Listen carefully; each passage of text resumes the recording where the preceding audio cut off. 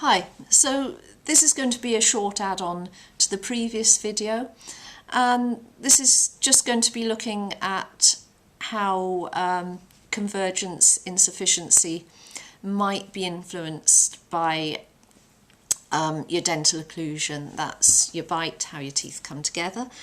Now, in the research that I've talked about, convergence insufficiency is affected by teeth. I can't remember which particular malocclusion it is, but it's one that I have, and I have been diagnosed with convergence insufficiency.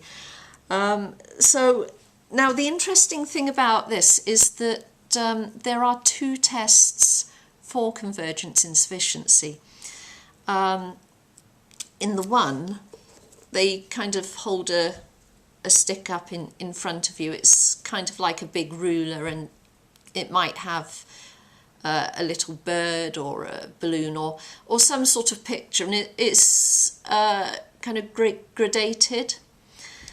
So it's on a prism, and it goes from small prisms to larger prisms, and you have to converge your eyes to make the two images on the prism into one.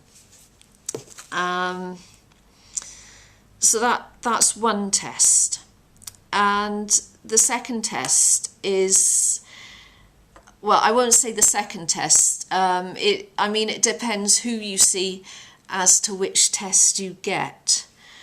The other test, that you get a little box that you put on your lap, or you hold in your hands. So you're looking down at the box, really. And if I remember, it's got a couple of lines on it.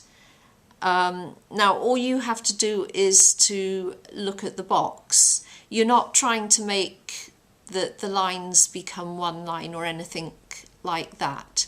You just look at it and you say, I see two lines and one of them's like over there. So you're just looking at it and reporting what you see. Now, I did both the tests. The first test, I went to the hospital to do that, and I think that test is aimed at finding more severe cases, because what they actually told me was, oh, you can converge better than most people, no problem with you, off you go. Then I went and did the second test at an optician, and they said, yeah, you've actually got a problem. And I said to them, but when I did the test at the hospital, they said I could do it better than most people.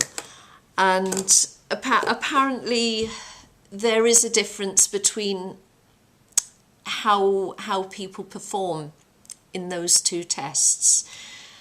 And I think part of the reason for the difference in performance, it could actually be that this test, the one with the gradated prisms, is performed with a patient sitting upright, and they're looking at a mirror, not a mirror, a stick held out in front of them.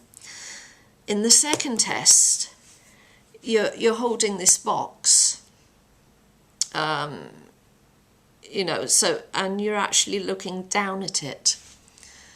So your head is in a different position, and possibly, in my case, I think a certain amount of this is going to be the case for most people, actually.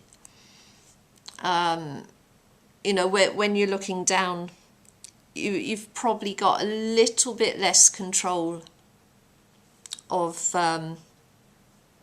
it's probably a bit harder to converge. So it would show up straight away if there was a problem with that. And that is kind of good about the test. But the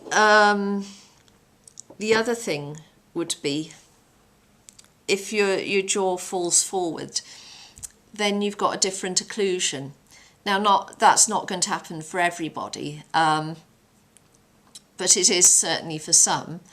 And for me, it would happen because I'd be wanting to let it come forward to make space.